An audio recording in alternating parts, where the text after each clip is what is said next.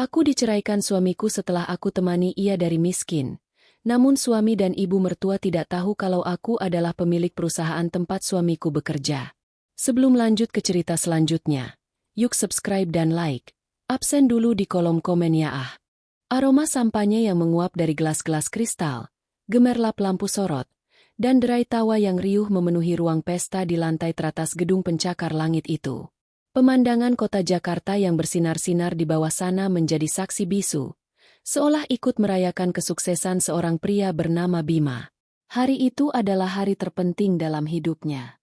Ia baru saja diresmikan sebagai CEO baru Arkana Corp, sebuah perusahaan yang namanya kini menjadi buah bibir di kalangan pebisnis. Bima berdiri gagah di podium, mengenakan setelan jas mahal yang pas di tubuhnya, sorot matanya penuh kemenangan. Namun, di sudut ruangan, di balik kerumunan orang-orang penting yang sibuk menyalami Bima, ada seorang wanita yang perasaannya campur aduk, Clara. Ia adalah istri Bima, dan malam itu, di antara kilau kemewahan yang seharusnya menjadi milik mereka berdua, hatinya terasa kosong. Clara hanya tersenyum tipis, mengamati Bima yang dikelilingi oleh para pimpinan perusahaan dan media. Ia melihat suaminya yang sekarang, pria yang begitu percaya diri dan berwibawa. Matanya kembali menoleh ke belakang, ke masa lalu yang penuh perjuangan. Kilasan memori 1. Clara bertemu Bima di sebuah kafe kecil, 15 tahun lalu. Bima adalah seorang pemuda ambisius dari keluarga sederhana yang baru saja lulus kuliah. Ia memiliki ide-ide brilian, tetapi tidak memiliki modal. Di sisi lain, Clara, yang saat itu masih menyembunyikan identitasnya sebagai pewaris tunggal sebuah keluarga kaya raya, menyamar menjadi seorang mahasiswi biasa yang bekerja paruh waktu. Ia jatuh cinta pada kejujuran dan semangat membara Bima. Sejak saat itu, Clara memutuskan untuk menemaninya dari nol. Ia menjual perhiasan warisan dari neneknya, bukan karena butuh uang, melainkan sebagai bentuk pengorbanan yang tulus, demi membiayai proposal bisnis Bima. "Jangan pernah berpikir aku akan meninggalkanku, Bima," bisiknya suatu malam, sambil mengusap rambut Bima yang tertidur lelap di atas tumpukan berkas. "Tidak akan, Clara. Kamu adalah segalanya bagiku. Aku akan sukses dan mengangkatmu setinggi-tingginya," jawab Bima, matanya masih terpejam, bermimpi tentang masa depan. Clara tidak hanya memberikan uang, tetapi juga seluruh waktunya. Ia diam-diam mengurus dokumen, mencari mentor, dan bahkan menggunakan jaringan rahasia keluarganya untuk membuka jalan bagi Bima. Clara memastikan Bima mendapatkan kesempatan terbaik untuk bertemu dengan orang-orang penting yang dapat memajukan karirnya, tanpa Bima menyadari bahwa tangan tak terlihat Clara lah yang bekerja di balik layar. Bima berhasil menduduki jabatan manajerial, kemudian direktur, dan kini menjadi CEO. Bima selalu meyakini bahwa semua itu adalah buah dari kerja kerasnya semata. Sebuah keyakinan yang diam-diam disuburkan oleh rasa bangga yang berlebihan. Kilasan memori 2. Di sisi lain, ada sosok Ibu Wati, ibu mertua Clara. Sejak awal, Ibu Wati tidak pernah menyukai Clara. Ia selalu menganggap Clara tidak sebanding dengan Bima. Di matanya, Clara hanyalah seorang wanita biasa, yang hanya bisa mengurus rumah tangga. "Lihatlah Bima. Dia begitu hebat. Dia akan menjadi CEO suatu hari nanti. Apa yang sudah kamu lakukan untuknya, Clara?" Cibir Ibu Wati suatu siang, saat Clara sedang menyiapkan makan siang. "Aku selalu di sampingnya, Bu," jawab Clara lembut. "Hanya itu? Bima butuh wanita yang bisa diajak ke pesta-pesta mewah, bukan hanya di dapur." Cemoohan itu bagai jarum yang menusuk, tetapi Clara selalu menelannya. Ia tahu, suatu hari nanti, pengorbanannya akan terlihat. Kembali ke pesta malam ini. Bima turun dari podium dan menghampiri Clara. Senyumnya yang lebar seolah bisa mencairkan es di kutub utara. Ia memeluk Clara. Untuk sesaat, Clara merasakan kehangatan yang dulu ia kenang. Namun, pelukan itu segera dilepas. "Clara, ada yang ingin aku bicarakan," ujar Bima, menariknya ke sudut yang lebih sepi. Wajahnya tiba-tiba berubah serius. Tidak ada lagi senyum kemenangan yang tadi memancar. "Ada apa, Mas? Kamu kelihatan tegang." Kita tidak bisa melanjutkan ini, Clara. Clara terdiam. Otaknya berhenti bekerja. Kata-kata itu terdengar asing. Maksudmu? Kita akan bercerai. Aku tidak membutuhkanmu lagi. Dek. Jantung Clara seperti berhenti berdetak. Ia menatap Bima, berusaha mencari jawaban di matanya. Yang ia temukan hanya dingin dan keangkuhan. Kamu pikir aku akan membawa wanita sepertimu ke levelku sekarang? Kamu tidak pantas mendampingiku di puncak kesuksesan. Kamu hanya pantas mendampingiku saat aku di bawah. Aku butuh pendamping yang setara denganku, yang bisa membantuku lebih maju lagi. Bukan wanita yang hanya bisa mengurus rumah tangga, ujar Bima dengan nada yang menusuk. Tiba-tiba, Ibu Wati menghampiri mereka. Ia mendengar percakapan itu dan tersenyum puas. Dengar itu, Clara? Bima sudah membuka matanya. Kamu itu hanya beban. Tahu tidak? Lihat dirimu. Pakaianmu tidak seberapa. Kemampuanmu juga biasa saja. Bima butuh wanita yang lebih berkelas. Hati Clara hancur berkeping-keping. Bukan karena ia miskin, tetapi karena pengorbanannya selama ini tidak dianggap. Bima tidak pernah tahu bahwa wanita yang ia sebut tidak berkelas, itu adalah sosok yang memberinya jalan menuju tahta. Clara mundur selangkah, menatap Bima dan Ibu Wati bergantian. Baiklah, aku setuju, ujar Clara. Suaranya bergetar tetapi tegas. Apa? Kamu setuju? Bima dan Ibu Wati terkejut. Mereka mengira Clara akan memohon-mohon atau menangis. Aku setuju. Aku akan menandatangani semua dokumennya. Aku harap kalian berbahagia, jawab Clara. Lalu ia berbalik, meninggalkan pesta itu tanpa menoleh lagi. Langkah kaki Clara terasa berat, tetapi hatinya lebih ringan dari yang ia bayangkan. Air mata tidak tumpah. Di dalam taksi yang membawanya pulang, ia mengeluarkan ponsel dan mengetik pesan singkat. Kepada Dion, sahabat sekaligus mitra bisnisnya. Dion, aku akan kembali ke kantor besok. Pagi-pagi sekali. Siapkan rapat jajaran direksi. Bima telah memecatku sebagai istrinya. Sekarang giliran aku memecat dia sebagai CEO. Clara mematikan ponselnya, membiarkan kegelapan malam menelan semua rasa sakit. Ia sudah kembali ke jati dirinya yang sesungguhnya.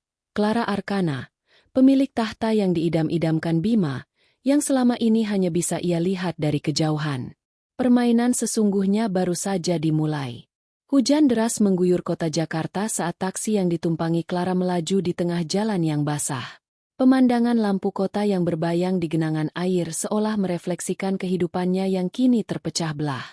Beberapa menit yang lalu, ia adalah Clara, seorang istri yang dicampakkan.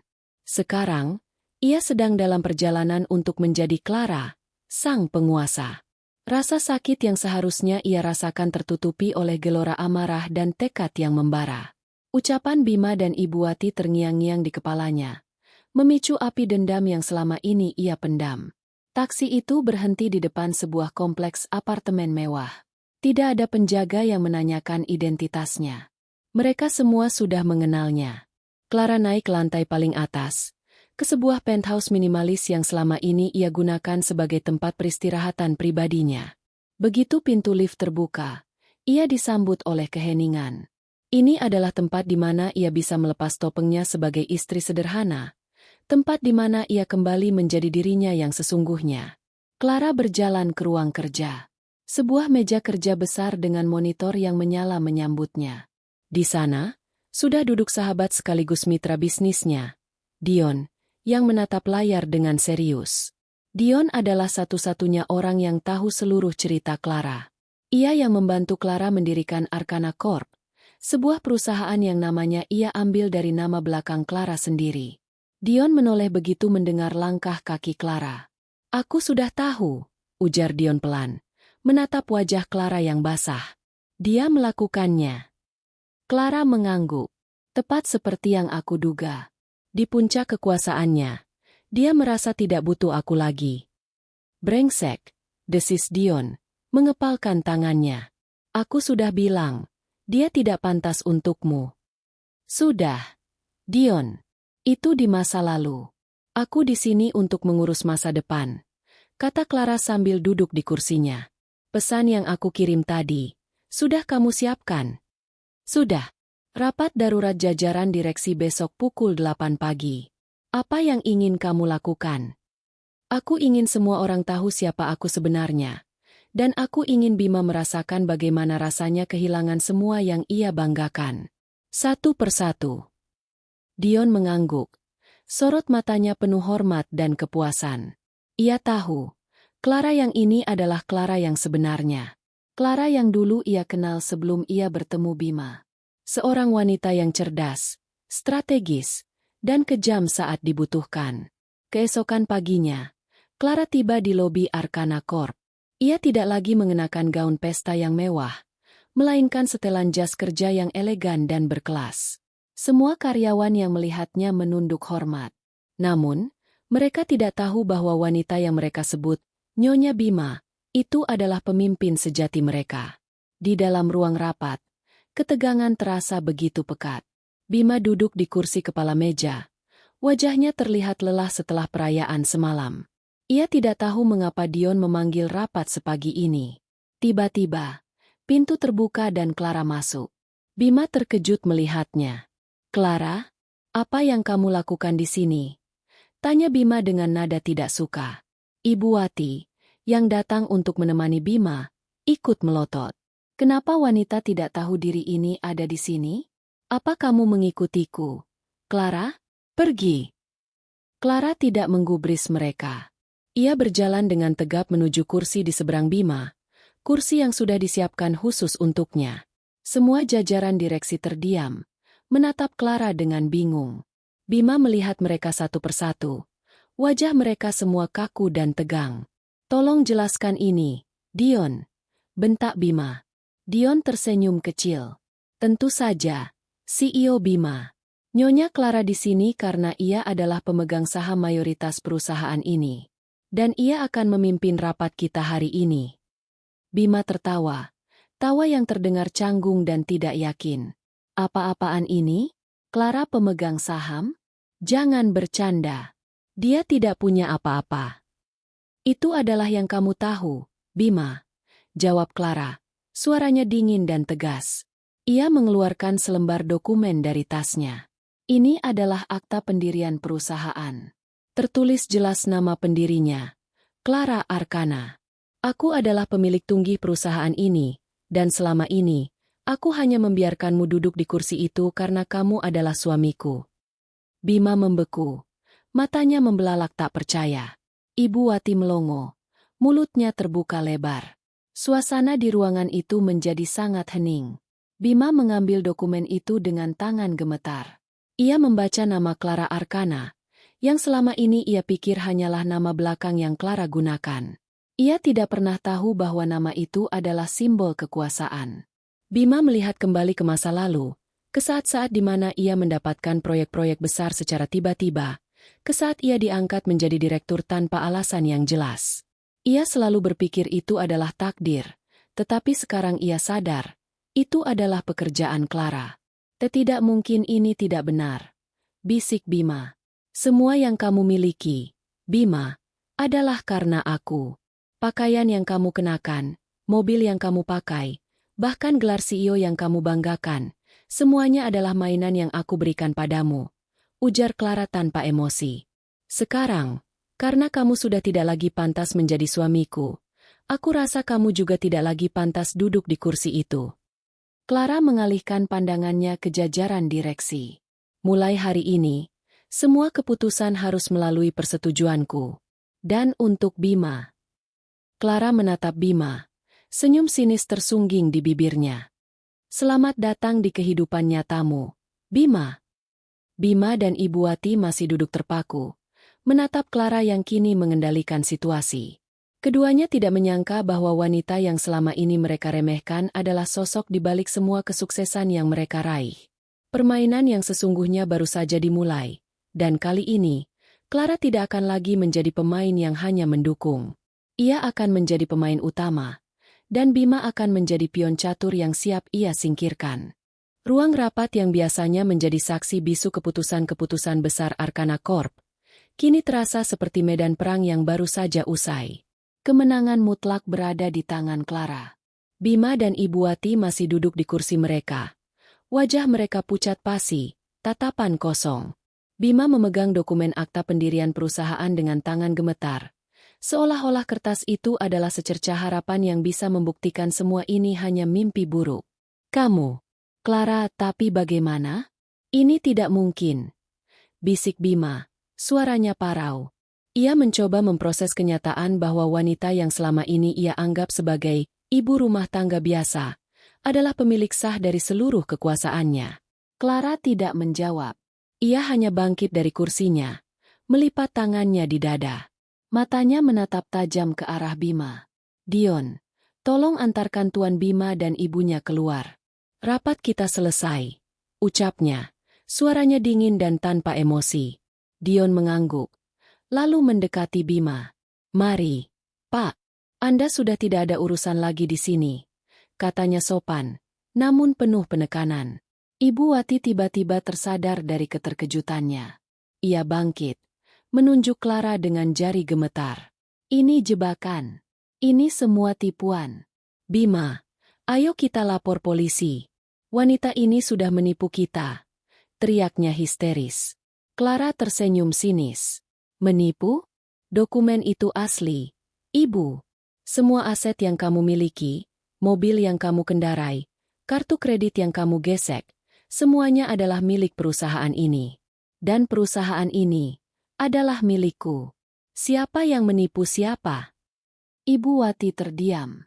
Ia melihat sekeliling, berharap ada jajaran direksi yang membelanya. Namun, tidak ada satupun yang bergerak. Mata mereka semua dipenuhi rasa hormat dan kekaguman pada Clara, dan rasa kasihan pada Bima. Di luar ruang rapat, koridor Arkana Corp dipenuhi bisik-bisik. Kabar tentang drama di ruang rapat menyebar secepat api. Jadi Nyonya Bima itu sebenarnya pemilik perusahaan. Kasihan Pak Bima, ternyata selama ini ia hanya boneka. Reputasi Bima yang dulu diagung-agungkan kini hancur berkeping-keping. Bima dan Ibu Wati berjalan keluar dari gedung dengan kepala tertunduk, dipecundangi oleh orang yang selama ini mereka remehkan. 6 bulan kemudian, hidup Bima kini seperti neraka. Ia tidak dipecat total dari perusahaan. Clara sengaja membiarkannya tetap bekerja, namun dengan posisi yang jauh di bawahnya. Dari CEO, Bima kini menjadi manajer tim proyek di divisi bawah. Kantornya yang dulu luas dan mewah, kini hanya sebuah kubikel sempit di sudut ruangan. Bima, ini laporannya. Tolong periksa lagi, ujar Dion suatu pagi, meletakkan setumpuk dokumen di meja Bima. Clara ingin laporannya selesai hari ini. Bima menatap tumpukan berkas itu dengan frustasi. Ia sudah terbiasa memerintah, bukan diperintah. Setiap hari, Clara dengan sengaja memberinya tugas-tugas yang remeh, yang membutuhkan detail luar biasa dan waktu yang lama, tugas-tugas yang dulu ia delegasikan kepada stafnya. Clara tidak pernah berbicara langsung dengannya. Ia selalu menggunakan Dion sebagai perantara, sebuah cara halus untuk menunjukkan bahwa Bima tidak lagi setara dengannya. Bima mencoba mengambil inisiatif. Ia mengajukan ide-ide proyek baru dalam rapat tim, berharap dapat menunjukkan kemampuannya. Namun, setiap ide yang ia lontarkan selalu dibatalkan atau ditolak oleh Clara. Idenya terlalu kuno, atau idenya tidak sejalan dengan visi perusahaan, adalah alasan-alasan yang selalu ia dengar. Bima merasa seperti seorang anak kecil yang karyanya selalu dikritik oleh orang tuanya. Ia tidak tahu bahwa semua itu adalah bagian dari rencana Clara untuk menghancurkan kepercayaan dirinya. Di sisi lain, kehidupan Ibu Wati juga tidak lebih baik. Ia harus hidup serba kekurangan. Semua kartu kredit dan fasilitas dari perusahaan ditarik. Rumah mewah yang selama ini ia tinggali terancam disita. Ia mencoba menghubungi teman-teman lamanya, berharap mendapatkan bantuan. Namun, tidak ada yang mau mengangkat teleponnya. Kabar tentang apa yang terjadi pada Bima sudah menyebar di kalangan sosialita, dan tidak ada yang mau berurusan dengan keluarga yang dipecundangi. Suatu siang, Ibu Wati nekat datang ke Arkana Corp. Ia tidak peduli dengan tatapan mata para karyawan. Ia naik ke lantai atas dan masuk ke ruangan Clara. Clara sedang sibuk dengan Dion, memeriksa sebuah proyek baru. Clara, apa yang kamu lakukan pada anakku? Kamu kejam. Kamu sudah menghancurkan hidup Bima, teriak Ibu Wati. Clara mendongak. Matanya menatap tajam. Dion, tolong suruh keamanan mengusir wanita ini, katanya tanpa ekspresi. Tunggu, aku ibunya Bima. Kamu tidak bisa melakukan ini padaku, jerit Ibu Wati. Seharusnya kamu tahu batasmu, Ibu, jawab Clara. Dulu kamu memaki aku di depan umum. Sekarang, jangan heran kalau aku memperlakukanmu seperti ini. Kamu yang memulai permainan ini, dan aku hanya melanjutkannya. Ibu Wati terdiam. Air matanya menetes, bukan karena sedih, tetapi karena marah. Ia tidak bisa lagi menggunakan ancaman atau makian. Ia tidak lagi memiliki kekuasaan apapun. Aku akan memberitahu semua orang siapa kamu sebenarnya, ancam Ibu Wati. Clara hanya tertawa dingin. Silakan, Ibu. Beritahu semua orang. Beritahu mereka bahwa aku, seorang wanita yang kamu anggap tidak berkelas, telah membeli dan memiliki perusahaan yang dibanggakan anakmu. Beritahu mereka bahwa selama ini anakmu hanya seorang CEO boneka. Beritahu mereka bahwa aku adalah ratu di balik tahta. Ibu Wati merasa tertampar. Kata-kata Clara bagai pisau yang menusuk-nusuk harga dirinya. Ia tidak punya apa-apa lagi. Bima tidak bisa lagi membantunya. Dan teman-temannya menjauh. Ia menyadari, ini bukan hanya masalah uang, tetapi juga masalah harga diri. Dan harga diri mereka sudah diinjak-injak oleh Clara. Bab ini berakhir dengan Bima dan Ibu Wati yang menyadari bahwa mereka tidak bisa lagi melawan Clara. Mereka terjebak dalam perangkap yang dibuat oleh wanita yang mereka remehkan. Clara kini memiliki semua kekuasaan, dan ia akan menggunakan setiap inci kekuasaannya untuk membalas dendam. Panggung sudah disiapkan, dan sekarang saatnya Clara menunjukkan permainan yang sesungguhnya. 6 bulan telah berlalu sejak Bima dihinakan di ruang rapat Arkana Corp. Selama itu, hidupnya terasa bagaikan berada di dalam sangkar emas yang perlahan menghimpit. Gelar CEO yang pernah ia sandang kini hanya menjadi kenangan pahit. Ia terjebak dalam pusaran tugas-tugas remeh yang disengaja oleh Clara. Setiap hari ia harus berhadapan dengan tumpukan berkas laporan yang mendetail, merespons email-email sepele, dan menghadiri rapat-rapat yang sama sekali tidak penting. Bima, yang dulu terbiasa memerintah dan mendelegasikan, kini harus melakukan semuanya sendiri. Rasa frustasi dan harga diri yang hancur menjadi makanan sehari-hari. Seringkali Bima datang ke kantor dengan raut wajah masam. Ia melihat teman-teman lamanya, para direksi dan manajer yang dulu hormat kepadanya, kini menatapnya dengan pandangan iba atau sinis. Bisik-bisik yang menyertainya di setiap sudut kantor seolah menjadi musik yang mengiringi kehancurannya. Kasihan, ya, Pak Bima. Atau, ternyata dia hanya CEO boneka. Kalimat-kalimat itu bagai ribuan jarum yang menusuk-nusuk hatinya. Bima tahu, semua ini adalah ulah Clara. Ia merasa seperti tikus yang sedang dipermainkan oleh seekor kucing yang jauh lebih cerdas dan berkuasa. Di rumah, situasinya tidak lebih baik. Ibu Wati, yang dulunya penuh dengan kemewahan, kini harus belajar hidup sederhana. Ia kesulitan menghadapi kenyataan. Setiap tagihan yang datang, setiap kebutuhan yang tidak terpenuhi, selalu ia salahkan pada Clara. Bima, sampai kapan kamu akan begini? Teriak Ibu Wati suatu malam. Kamu ini anakku. Kamu harusnya tidak direndahkan seperti ini. Cari investor lain. Atau ambil alih perusahaan itu lagi. Bima memijat pelipisnya. Bagaimana caranya, Bu? Semua aset kita sudah disita. Reputasiku sudah hancur. Tidak ada yang mau berinvestasi pada orang seperti aku. Tidak. Kamu tidak boleh menyerah. Kamu punya otak. Bima, kamu bisa buktikan pada wanita sialan itu kalau kamu lebih baik darinya. Ibu Wati masih belum menyadari betapa dalam lubang yang telah mereka gali. Ia tidak tahu bahwa dunia bisnis sudah menutup pintu rapat-rapat untuk Bima. Namun, dorongan dari ibunya itu, meskipun naif, memicu sedikit harapan di hati Bima. Ia mulai mencari cara untuk bangkit. Ia mengirimkan puluhan email proposal ke berbagai perusahaan dan investor. Namun, semua jawabannya sama, penolakan halus. Tanpa Bima sadari, Clara sudah lebih dulu melangkah. Melalui Dion dan jaringannya yang luas, Clara menyebarkan rumor halus di kalangan pebisnis. Ia tidak menjelek-jelekan Bima secara terang-terangan, melainkan memberikan petunjuk-petunjuk terselubung. Pimpinan baru Arkana Corp itu sangat berintegritas. Ia berani membersihkan manajemen yang korup, atau ternyata ada banyak skandal yang tidak terendus di masa lalu. Rumor-rumor ini, yang disampaikan oleh orang-orang terpercaya, membuat para investor waspada terhadap Bima.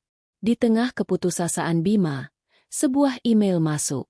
Isinya adalah undangan dari seorang investor ternama dari luar negeri, Emer Tanaka, untuk bertemu. Emer Tanaka dikenal sebagai seorang investor yang cerdas, lihai, dan memiliki reputasi bersih. Nama Emer Tanaka saja sudah cukup untuk mengembalikan kepercayaan diri Bima. Ia melihat ini sebagai kesempatan terakhirnya untuk bangkit. Bima langsung menyetujui pertemuan itu dan bergegas mempersiapkan presentasi terbaiknya. Hari pertemuan tiba. Bima datang ke restoran mewah tempat mereka janjian. Ia mengenakan setelan jas terbaiknya, yang tersisa dari masa jayanya. Ia duduk di meja, menunggu dengan hati berdebar. Kemudian, pintu restoran terbuka, dan masuklah Emer Tanaka. Pria parubaya dengan aura berwibawa itu tersenyum dan menyalaminya. "Senang bertemu Anda, Bima," ujar Emer Tanaka ramah. "Saya sudah mendengar banyak tentang Anda." Bima merasa bangga. "Terima kasih, Tuan. Saya yakin Anda tidak akan menyesal berinvestasi pada saya. Saya punya ide-ide brilian yang akan menguntungkan kita berdua." Bima memulai presentasinya dengan semangat. Ia berbicara tentang visinya, strateginya, dan pengalamannya sebagai CEO. Bima sangat yakin, Emer Tanaka akan terkesan. Namun, Bima tidak tahu bahwa semua yang ia katakan sudah diprediksi oleh Clara. Di sisi lain restoran, di sebuah meja yang tersembunyi, Clara dan Dion duduk sambil menyesap teh. Mereka mengamati percakapan Bima dan Emer Tanaka dari jauh. Emer Tanaka sebenarnya bukanlah investor. Ia adalah partner bisnis Clara dari Jepang yang selama ini membantu memuluskan rencana Clara. "Dia tampak percaya diri, ya?" bisik Dion, tersenyum. "Tentu saja. Dia tidak tahu bahwa dia sedang berjalan ke dalam perangkap yang kubuat sendiri," jawab Clara. Matanya tidak lepas dari Bima. Di meja Bima, Emer Tanaka mulai mengajukan pertanyaan-pertanyaan yang mengejutkan. "Anda bilang Anda sangat berpengalaman, Bima. Tapi, bagaimana dengan proyek X yang gagal karena masalah keuangan internal? Bukankah itu terjadi di bawah kepemimpinan Anda?" Bima terkejut. Tidak, itu hanya masalah kecil yang sudah diselesaikan." "Masalah kecil?" "Menurut informasi yang saya dapat, proyek itu merugikan perusahaan miliaran rupiah. Dan bukankah Anda membiarkan proyek itu tanpa pengawasan, karena Anda terlalu sibuk dengan urusan pribadi?" Bima mulai berkeringat. Ia tidak tahu bagaimana Emer Tanaka bisa mengetahui detail sekecil itu. Emer Tanaka terus mencecarnya dengan pertanyaan-pertanyaan yang membongkar semua kesalahan yang pernah Bima lakukan, baik disengaja maupun tidak. Reputasinya sebagai CEO yang brilian hancur di hadapan Emer Tanaka. "Anda tahu, Bima," kata Emer Tanaka dengan nada dingin, "saya datang ke sini bukan untuk berinvestasi. Saya datang untuk melihat seberapa jauh kebohongan Anda. Saya sudah mendapatkan semua informasi yang saya butuhkan. Terima kasih atas waktu Anda." Emer Tanaka bangkit dari kursinya dan berjalan pergi. Bima terdiam, wajahnya merah padam. Ia menyadari bahwa ia telah dipermainkan. Ia berbalik, dan matanya bertemu dengan mata Clara yang tersenyum sinis di meja seberang. Saat itu, ia tahu bahwa tidak ada lagi harapan. Clara telah memenangkan permainan ini.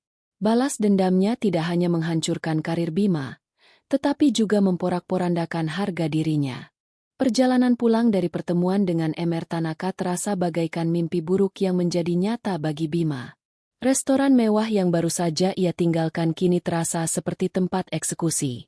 Kata-kata Emer Tanaka dan senyum sinis Clara terus berputar-putar di kepalanya. Bima menyadari, ia bukan hanya kalah, ia juga telah dipermainkan. Harga dirinya yang rapuh kini hancur lebur. Ia kembali ke rumah dengan langkah gontai, seolah-olah seluruh beban dunia berada di pundaknya. Ibu Wati sudah menunggu di teras. Raut wajahnya penuh harap. "Bagaimana, Bima? Berhasil?" tanyanya bersemangat. Bima hanya menggeleng pelan, lalu masuk rumah tanpa mengucapkan sepatah kata pun. Ia menjatuhkan dirinya di sofa, memejamkan mata. Ibu Wati, yang tidak mendapatkan jawaban, menyusulnya dengan cemas. "Bima, ada apa? Kenapa kamu diam saja? Katakan padaku," desak Ibu Wati. "Dia tahu, Bu," kata Bima. Suaranya tercekat. "Mr. Tanaka tahu semuanya. Dia tahu proyek yang gagal itu. Dia tahu tentang kesalahan-kesalahan yang aku sembunyikan. Dia tahu semuanya tentang kita." Ibu Wati terdiam. Ia duduk di samping Bima, wajahnya ketakutan. "Bagaimana bisa? Siapa yang memberitahunya?" "Clara," jawab Bima singkat. Matanya terbuka, menatap kosong ke langit-langit. "Dia ada di restoran itu, Bu. Dia dan Dion. Mereka menontonku. Dia merencanakan semua ini." Rasa kaget dan amarah meletus di dalam diri Ibu Wati. Ia bangkit, mengepalkan tangannya. "Dasar wanita licik. Dia benar-benar ingin menghancurkan kita." Di tengah kekacauan itu, Ibu Wati teringat akan sebuah pesan yang ia terima beberapa hari sebelumnya dari teman lamanya, Nyonya Susi, seorang sosialita yang selalu mengikuti berita bisnis terkini. Pesan itu berisi tautan ke sebuah artikel berita daring. Awalnya, Ibu Wati mengabaikannya, namun kini rasa penasaran mendorongnya untuk membuka ponselnya. Jantungnya berdebar kencang saat ia membaca judul artikel itu. Arkana Corprai investor asing besar dari Jepang, era baru di bawah kepemimpinan wanita yang kuat. Di bawah judul itu, terpampang foto Clara yang tersenyum anggun, berjabat tangan dengan Mr. Tanaka. Ibu Wati dan Bima membaca artikel itu bersama-sama. Mereka menemukan fakta-fakta yang mengerikan. Proyek yang dianggap Bima sebagai masalah kecil, sebenarnya adalah skandal keuangan yang sangat besar. Artikel itu tidak menyebut nama Bima secara langsung, tetapi menyinggung tentang manajemen lama yang korup dan praktik buruk yang merugikan perusahaan. Semua itu mengacu pada masa kepemimpinan Bima. Mereka menjebakku dengan investor ini," bisik Bima. "Mereka memancingku, membuatku terlihat bodoh." Clara, melalui artikel itu, tidak hanya mengumumkan kesepakatan bisnis baru, tetapi juga secara halus merusak reputasi Bima. Ia menggunakan berita baik untuk menyingkap keburukan masa lalu. Para investor dan kolega Bima yang membaca artikel itu tidak lagi melihat Bima sebagai pahlawan, melainkan sebagai penjahat yang diselamatkan oleh seorang wanita. Beberapa hari kemudian, Bima kembali ke kantor. Ia tidak lagi memiliki semangat. Ia hanya duduk di mejanya, mengerjakan tugas-tugasnya dengan otomatis. Dion, yang lewat, berhenti sejenak di mejanya. "Clara ingin kamu menyiapkan laporan untuk rapat direksi besok. Ia ingin semua detail proyek selama masa kepemimpinanmu." Bima mengangkat wajahnya. "Untuk apa? Dia sudah tahu semuanya." Dion tersenyum kecil. "Dia ingin para direksi lain tahu. Ia ingin mereka semua melihat betapa cerdasnya kamu dulu." Kata-kata itu bagai tamparan keras. Dion sengaja menggunakan "dulu" untuk menekankan bahwa kecerdasan Bima sudah tidak ada lagi. Di sisi lain, Ibu Wati mencoba mencari cara lain. Ia masih memiliki beberapa koneksi dengan keluarga kaya raya. Ia mencoba menelepon, berharap bisa menjodohkan Bima dengan putri salah satu dari mereka. Ia berpikir, jika Bima menikahi wanita kaya, ia bisa mendapatkan kembali kekuasaannya. Namun, setiap telepon yang ia lakukan hanya menghasilkan penolakan. "Maaf, Tante, putra saya tidak bisa bertemu dengan Bima. Tante tahu kan reputasi Bima sekarang. Kami sudah dengar. Kami tidak mau berurusan dengan keluarga kalian." Ibu Wati akhirnya menyerah. Ia duduk di sofa, menatap Bima yang sedang termenung. Mereka berdua telah mencapai titik terendah. Mereka telah kehilangan segalanya. Uang, kekuasaan, dan yang paling penting, harga diri. Mereka menyadari, mereka hanya bisa melihat Clara dari jauh, menyaksikan Clara naik ke puncak kejayaannya. Bab ini berakhir dengan Bima dan Ibu Wati yang terperangkap dalam keputusasaan yang mendalam. Mereka telah mencoba melawan, tetapi setiap langkah yang mereka ambil sudah diprediksi dan dihancurkan oleh Clara. Kebenaran yang selama ini ditutupi oleh Bima kini terungkap, dan mereka berdua harus menanggung konsekuensinya. Mereka tidak lagi bisa menyembunyikan kebohongan di balik kemewahan, dan kini, mereka harus menghadapi dunia dengan tangan kosong. Kehidupan Bima dan Ibu Wati telah mencapai titik terendah.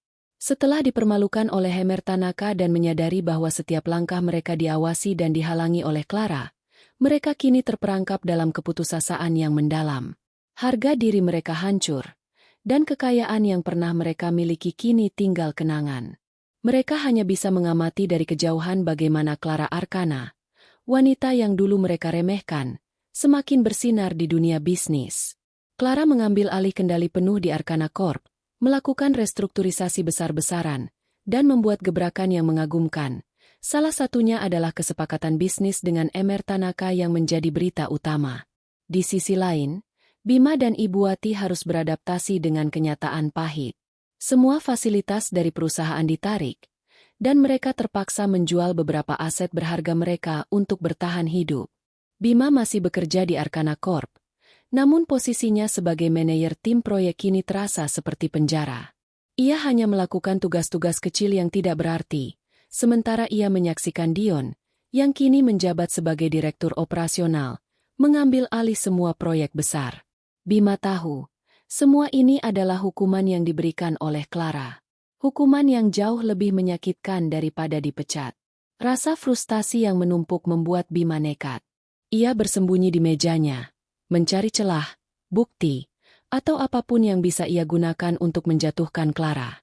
Ia memeriksa data-data lama, laporan keuangan, dan email-email yang pernah ia kirim. Ia yakin, Clara pasti memiliki kelemahan. Namun, setiap kali ia menemukan sesuatu, Dion selalu datang dan meminta laporan itu, seolah-olah Dion tahu apa yang sedang ia rencanakan. Bima tidak tahu bahwa Dion bekerja di bawah perintah Clara, memantau setiap gerak-geriknya. Puncak dari skenario balas dendam Clara terjadi saat rapat pemegang saham tahunan. Rapat ini adalah acara yang sangat penting, di mana Clara harus mempresentasikan laporan kinerja perusahaan dan menjelaskan rencananya untuk masa depan. Rapat ini juga akan dihadiri oleh para pemegang saham, yang selama ini hanya mengenal Bima sebagai CEO. Pada hari H, Bima hadir di rapat tersebut. Namun ia tidak duduk di kursi kehormatan seperti dulu. Ia hanya duduk di barisan belakang, di antara para manajer. Ia menatap Clara yang berdiri di podium, mengenakan setelan jas putih yang membuatnya terlihat sangat berkelas dan berwibawa. Matanya dipenuhi kebencian. Clara memulai presentasinya dengan tenang dan percaya diri. Ia memaparkan laporan kinerja perusahaan yang meningkat pesat di bawah kepemimpinannya.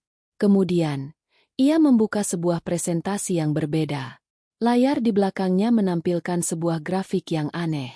Grafik itu menunjukkan kerugian besar yang terjadi selama beberapa tahun terakhir, dengan beberapa catatan yang menyebutkan proyek bermasalah, penggelapan dana, dan investasi yang salah sasaran. Para pemegang saham mulai berbisik-bisik. Mereka tidak mengerti apa yang terjadi. Clara menatap mereka dengan wajah serius. Bapak dan Ibu sekalian, saya sudah menjanjikan transparansi dalam kepemimpinan saya. Karena itu, saya akan menunjukkan kepada Anda semua, mengapa kita harus melewati masa-masa sulit ini, ucap Clara.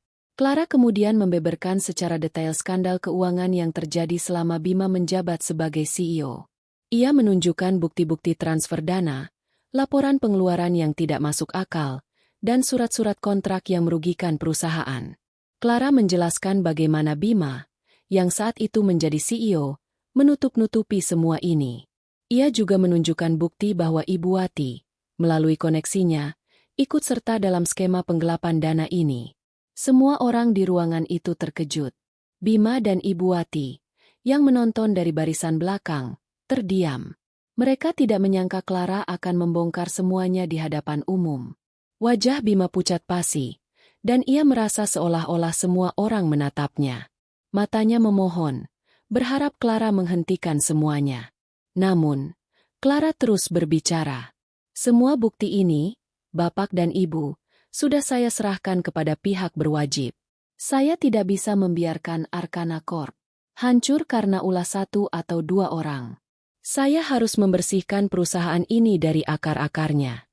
Setelah Clara selesai, ruangan itu hening. Beberapa pemegang saham bangkit, menghampiri Clara, dan menyalaminya, mengucapkan terima kasih atas keberaniannya. Di sisi lain, Bima dan Ibu Wati yang duduk terpaku di barisan belakang, kini menjadi sasaran tatapan kebencian dan penghinaan dari semua orang. Tidak ada yang datang menghibur mereka. Seorang petugas keamanan datang dan mendekati Bima dan Ibu Wati. Tuan Bima, Nyonya Wati, Anda berdua harus ikut saya. Ada beberapa pertanyaan yang harus Anda jawab. Bima dan Ibu Wati tahu, ini adalah akhir. Mereka tidak bisa lagi lari. Bima menatap Clara yang kini tersenyum tipis dari podium. Senyum itu bukan lagi senyum kemenangan, melainkan senyum keadilan. Clara telah membalas semua perbuatan mereka. Dengan skandal ini, Clara tidak hanya menjatuhkan Bima dan Ibu Wati, tetapi juga mendapatkan kepercayaan dari semua pemegang saham, mengamankan posisinya sebagai penguasa mutlak di Arkana Corp. Terdengar suara klakson mobil polisi dari kejauhan, memecah kesunyian yang mencekam di dalam ruang rapat. Bima dan Ibu Wati yang terduduk lemas, kini menatap dua orang petugas keamanan yang berdiri di depan mereka. Raut wajah mereka tegang, keringat dingin membasahi pelipis Bima. Ia tahu, ini bukan lagi permainan. Clara tidak hanya menghancurkan karir dan harga dirinya, tetapi juga menjebloskan mereka ke dalam masalah hukum.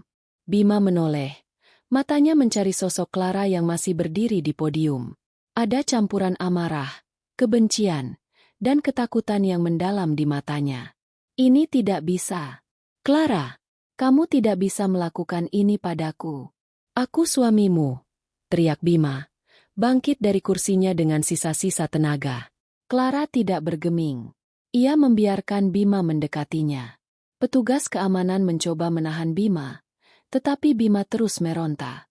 Kenapa? Kenapa kamu begitu kejam? Bentak Bima, kini berdiri tepat di depan Clara. Matanya yang dulu penuh ambisi kini terlihat kosong, seperti cermin yang pecah.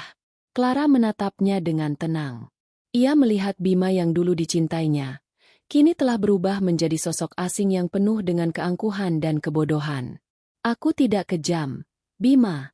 Aku hanya membalas apa yang kamu dan ibumu tanamkan, jawab Clara. Suaranya pelan tapi menusuk. Kamu pikir setelah semua pengorbananku, kamu bisa membuangku begitu saja? Kamu pikir aku akan diam dan menontonmu bersinar di atas penderitaanku? Kamu salah. Ibu Wati, yang masih duduk di kursi, histeris. Clara, kamu menjebak kami. Kamu menjebak Bima. Kamu wanita gila. Ibu yang gila, balas Clara dingin, mengalihkan pandangannya ke Ibu Wati. Kamu selalu menjelek-jelekanku di depan semua orang. Kamu bilang aku tidak pantas untuk Bima. Kamu bilang aku hanya pantas di dapur. Sekarang, lihatlah, kamu dan Bima tidak punya apa-apa lagi. Uang yang kamu hamburkan, mobil yang kamu pakai, bahkan rumah yang kamu tinggali, semuanya dari perusahaan ini. Semuanya dari uangku. Air mata Ibu Wati mengalir, bukan karena penyesalan, melainkan karena frustrasi dan amarah. Kamu tidak bisa melakukan ini. Aku akan memberitahu semua orang bahwa kamu adalah penipu. Aku akan pastikan semua orang tahu siapa kamu. Silakan, Ibu. Beritahu mereka semua, ujar Clara. Ia mengangguk ke arah Dion. Dion kemudian memberikan sebuah dokumen kepada Clara. Clara mengambilnya, lalu melambaikannya di depan wajah Ibu Wati. Ini adalah akta kepemilikan saham Arkana Corp. Atas nama saya. Sejak awal, saya adalah pemilik tunggal perusahaan ini. Saya memberikan jabatan CEO kepada Bima karena saya mencintainya. Tapi dia menyia-nyiakan kepercayaan saya. Dan kamu, Ibu, kamu juga menyia-nyiakan kesempatan yang aku berikan. Jelas Clara dengan nada penuh kekecewaan. Bima terdiam. Ia menatap Clara, lalu ke dokumen di tangan wanita itu. Ia akhirnya mengerti semuanya. Alasan mengapa ia selalu berhasil mendapatkan proyek-proyek besar, mengapa ia selalu mendapat kemudahan di dunia bisnis, dan mengapa jajaran direksi selalu mendukungnya. Semua itu adalah hasil kerja keras Clara di balik layar. Bima merasa seperti boneka yang selama ini dipermainkan, dan ia baru menyadari sekarang. Kamu pemegang saham, bisik Bima. Jadi, semua ini, kamu yang merencanakannya. Ya, jawab Clara singkat. Aku tidak hanya merencanakan ini. Aku yang membangun ini. Aku yang membuatmu menjadi apa yang kamu banggakan sekarang. Dan aku juga yang menghancurkannya. Bima ambruk di lantai. Ia tidak bisa lagi menahan beban kenyataan ini. Harga dirinya hancur lebur. Dan ia menyadari bahwa ia tidak pernah menjadi siapa-siapa tanpa Clara. Ia hanya seorang pria yang hidup dalam bayangan mantan istrinya. Di tengah keheningan, suara petugas keamanan terdengar lagi. Tuan dan Nyonya, mari kita pergi. Ibu Wati tidak lagi melawan. Ia membiarkan dirinya dituntun keluar oleh petugas keamanan. Ia menoleh ke belakang, menatap Clara yang kini dikelilingi oleh para pemegang saham yang memberikan pujian. Ia melihat Clara tersenyum, senyum yang begitu tulus. Ibu Wati menyadari, ia dan Bima telah kehilangan segalanya. Sementara itu, Clara berjalan ke arah Dion. Urus sisanya, bisiknya. Dion mengangguk. Tentu, bos. Di luar gedung Arkana Corp, hujan deras kembali mengguyur kota Jakarta. Hujan itu seolah mencerminkan kehidupan Bima dan Ibu Wati yang kini basah kuyup. Mereka masuk ke dalam mobil polisi, menatap gedung yang menjulang tinggi, yang selama ini menjadi lambang kekuasaan mereka. Sekarang, gedung itu adalah lambang kehancuran mereka, milik seorang wanita yang mereka sebut tidak pantas. Malam itu, Clara pulang ke penthouse-nya. Ia membuka sebotol anggur merah, dan duduk di balkon, memandang gemerlap kota Jakarta. Ia tidak merasa puas. Ia hanya merasa kosong. Tetapi di dalam kehampaan itu, ada secercah kelegaan. Ia telah mendapatkan kembali kebebasan dan harga dirinya. Ia telah membuktikan bahwa seorang wanita tidak perlu bergantung pada siapapun untuk sukses. Bab ini berakhir dengan Bima dan Ibu Wati yang kini harus menghadapi kenyataan pahit di balik jeruji besi. Sementara Clara, ratu di balik tahta, kembali ke singgasananya, sendirian namun berkuasa. Bima dan Ibu Wati dibawa ke kantor polisi, di mana mereka harus menjalani pemeriksaan terkait skandal keuangan yang dibongkar Clara. Hukuman yang mereka hadapi tidak hanya sebatas masalah hukum, tetapi juga hukuman sosial. Nama Bima yang dulu harum, kini menjadi aib. Semua teman dan kolega menjauh. Tidak ada yang mau membantu. Di dalam sel yang sempit dan pengap, Bima menatap keluar jendela, memikirkan semua kesalahannya. Ia menyadari, ia telah kehilangan segalanya. Tidak ada lagi jabatan, uang, atau kekuasaan. Yang tersisa hanyalah penyesalan. Di sisi lain, Ibu Wati juga mengalami hal yang sama. Ia yang dulu selalu dipuja-puja, kini dicemooh. Tidak ada yang mau berurusan dengannya, dan ia harus menghadapi kenyataan bahwa semua yang ia banggakan, semua kemewahan yang ia miliki, adalah pinjaman yang kini harus ia bayar dengan harga yang mahal. Di dalam hatinya, ia membenci Clara, tetapi pada saat yang sama, ada secercah rasa kagum yang ia sembunyikan. Ia tidak menyangka, wanita yang ia anggap remeh itu memiliki kekuatan yang begitu besar. Setelah menjalani proses hukum, Bima dan Ibu Wati dijatuhi hukuman. Mereka tidak hanya kehilangan kebebasan mereka, tetapi juga harus mengembalikan semua uang yang mereka gelapkan. Dengan semua aset mereka yang disita dan dijual, mereka akhirnya bangkrut. Bima keluar dari penjara sebagai pria yang miskin, tanpa apa-apa. Ia harus memulai hidup dari nol lagi, tetapi kali ini, tidak ada lagi Clara di sisinya. Sementara itu, Clara, sang ratu di balik tahta, semakin bersinar. Di bawah kepemimpinannya, Arkana Corp mencapai puncak kejayaannya. Clara tidak hanya berhasil membersihkan nama perusahaannya, tetapi juga membawa perusahaan ke level yang lebih tinggi. Ia tidak lagi menyembunyikan identitasnya. Ia kini dikenal sebagai Clara Arcana, seorang pebisnis wanita yang cerdas, tegas, dan berwibawa. Para pebisnis lain menghormatinya, dan ia menjadi inspirasi bagi banyak wanita muda. Di tengah kesuksesan yang ia raih, Clara merasa ada sesuatu yang hilang. Ia telah membalas dendam, tetapi rasa kosong di hatinya tidak kunjung hilang. Ia merindukan sosok Clara yang dulu, sosok yang penuh cinta dan rela berkorban. Ia menyadari, balas dendam bukanlah kunci kebahagiaan. Suatu hari, Clara sedang berjalan di sebuah jalan kecil. Ia melihat seorang pria yang sedang bekerja sebagai buruh kasar. Pria itu mengangkat semen. Wajahnya penuh keringat dan kotor. Clara berhenti, menatapnya. Matanya membelalak. Pria itu adalah Bima. Bima tidak menyadari keberadaan Clara. Ia bekerja dengan tekun, tidak lagi peduli dengan penampilannya atau pandangan orang lain. Ia telah belajar dari kesalahannya, dan kini, ia hanya ingin menjalani hidup dengan jujur. Clara merasakan sebuah tusukan di hatinya. Pemandangan Bima yang dulu ia cintai, kini menjadi buruh kasar, membuat ia merasa kasihan. Semua amarah dan kebencian yang ia rasakan selama ini, kini berganti menjadi rasa iba. Ia sadar, ia tidak lagi membutuhkan balas dendam. Ia sudah memenangkan pertempuran ini, dan kini saatnya untuk mengakhiri semuanya. Clara kembali ke kantor. Ia memanggil Dion. Dion, aku ingin kamu mencari tahu tentang Bima dan Ibu Wati. Bantu mereka. Berikan mereka kesempatan kedua. Tapi jangan beritahu mereka kalau ini dari aku. Dion terkejut. Clara, kenapa? Setelah semua yang mereka lakukan. Karena aku sudah lelah. Dion, aku tidak ingin hidup dalam kebencian.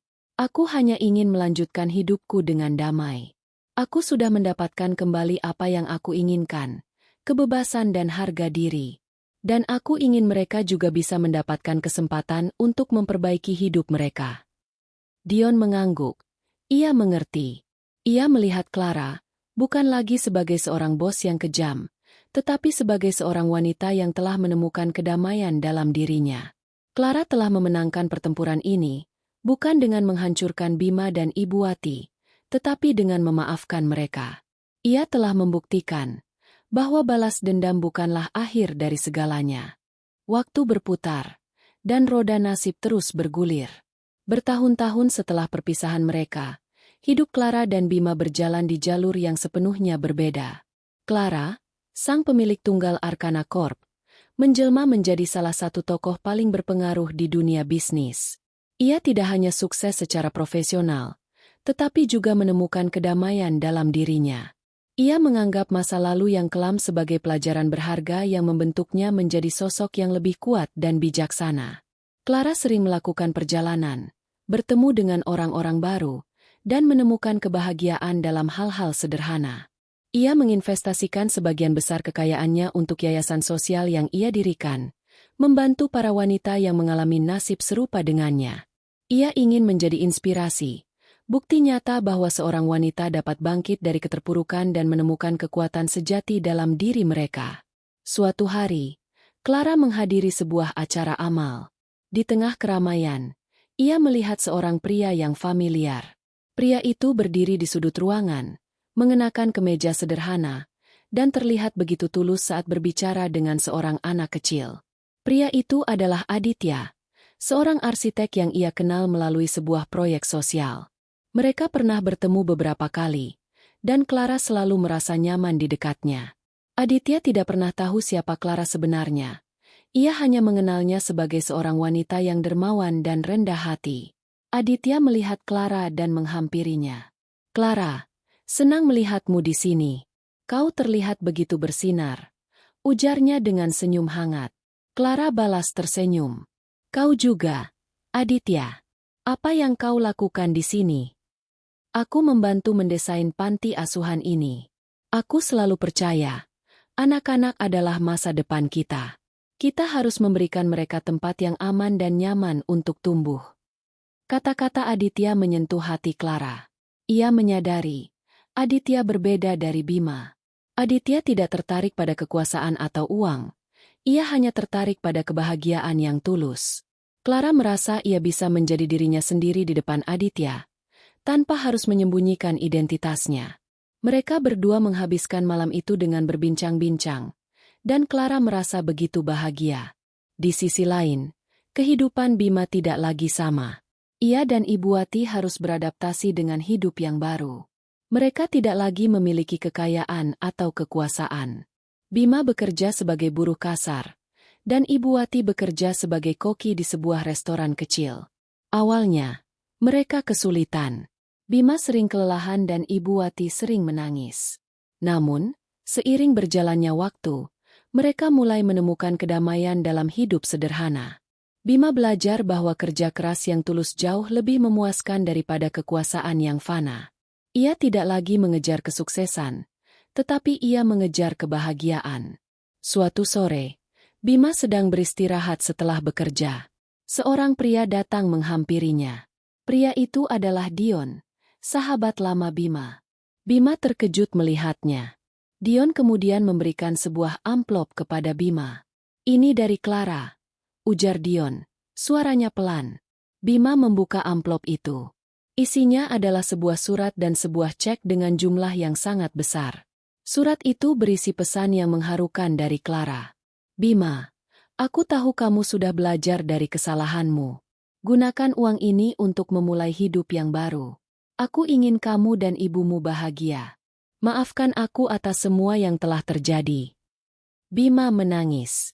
Ia tidak menyangka Clara akan melakukan hal ini. Setelah semua yang ia lakukan, Clara masih memaafkannya. Ia merasa malu, tetapi juga bersyukur. Ia menyadari, ia telah menyia-nyiakan seorang wanita yang begitu tulus mencintainya. Ia tidak lagi membenci Clara, ia hanya menyesal. Bab ini berakhir dengan Bima dan Ibu Wati yang menemukan kedamaian dalam hidup sederhana mereka. Mereka menggunakan uang dari Clara untuk membuka usaha kecil. Sementara itu, Clara, yang kini berada di puncak kesuksesannya, menemukan cinta sejati dalam diri Aditya. Kisah ini berakhir dengan pesan bahwa cinta sejati bukanlah tentang kekuasaan atau uang, tetapi tentang ketulusan dan pengorbanan. 3 tahun telah berlalu sejak Clara secara anonim mengirimkan bantuan finansial kepada Bima. Dalam kurun waktu itu, Clara telah menemukan kebahagiaan yang tulus bersama Aditya. Kisah cinta mereka tumbuh di atas fondasi kejujuran, rasa hormat, dan saling pengertian. Jauh berbeda dari hubungan Clara dengan Bima yang dibangun di atas ilusi. Aditya mencintai Clara apa adanya. Seorang wanita berhati mulia yang peduli pada sesama, bukan karena kekayaan atau kekuasaannya. Ia hanya tahu Clara sebagai wanita dermawan yang terlibat dalam proyek panti asuhan tempat mereka pertama kali bertemu. Hubungan mereka terasa begitu alami. Sebuah hadiah dari semesta setelah Clara melewati badai hidup yang begitu berat. Suatu sore, saat mereka sedang menikmati matahari terbenam di balkon penthouse Clara, Aditya memegang tangan Clara dengan lembut. "Clara, ada sesuatu yang ingin kutanyakan padamu." Clara tersenyum. "Apa itu, Aditya?" "Apakah kamu akan menikah denganku?" tanya Aditya. Matanya penuh dengan ketulusan yang membuat Clara terharu. Clara tidak bisa menahan air matanya. Ia mengangguk. "Ya, Aditya. Aku mau." Aditya memeluk Clara. Ia tidak tahu bahwa ia sedang melamar seorang miliarder yang memimpin sebuah perusahaan besar. Di sisi lain kota, kehidupan Bima juga telah berubah. Dengan bantuan finansial dari Clara, Bima dan Ibu Wati berhasil membangun sebuah restoran kecil yang menyajikan masakan rumahan. Ibu Wati, yang dulunya angkuh, kini menjadi koki yang ramah dan rendah hati. Bima, yang dulunya manajer, kini menjadi pelayan dan kasir. Ia tidak lagi peduli dengan status atau kekuasaan. Ia menemukan kebahagiaan dalam melayani pelanggan dan melihat mereka menikmati masakannya. Ia belajar bahwa kebahagiaan sejati bukanlah tentang kekuasaan, tetapi tentang kebersamaan. Suatu hari, seorang pria masuk ke restoran mereka. Pria itu adalah Dion. Bima terkejut melihatnya. Dion tersenyum. "Bima, Bagaimana kabarmu? Aku baik, Dion. Terima kasih atas bantuanmu. Jawab Bima. Bukan aku yang membantumu, Bima. Itu semua dari Clara, kata Dion. Matanya penuh makna. Bima terkejut. Clara?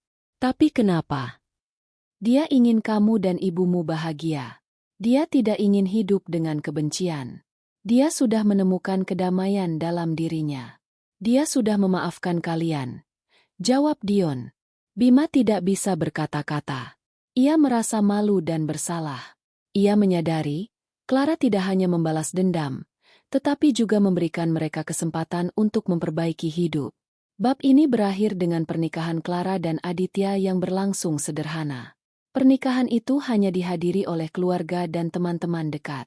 Clara tidak ingin mempublikasikannya. Ia hanya ingin menjadi wanita yang dicintai, bukan karena kekayaannya, tetapi karena dirinya sendiri. Aditya tidak menyangka, ia menikahi seorang ratu yang berkuasa. Ia hanya tahu, ia menikahi seorang wanita yang ia cintai. Kisah ini berakhir dengan pesan moral yang kuat, bahwa balas dendam tidak akan membawa kebahagiaan. Kebahagiaan sejati ditemukan dalam ketulusan, pengorbanan, dan kemampuan untuk memaafkan. Bima dan Ibu Wati kehilangan segalanya, tetapi mereka menemukan kedamaian dalam hidup sederhana. Sementara Clara, setelah berhasil membalas dendam, menemukan kebahagiaan yang sesungguhnya dengan seseorang yang mencintainya apa adanya. Ia telah membuktikan bahwa seorang wanita dapat menjadi pahlawan bagi dirinya sendiri. Ia adalah ratu di balik tahta yang sesungguhnya, bukan karena ia memiliki kekuasaan, tetapi karena ia memiliki hati yang kuat.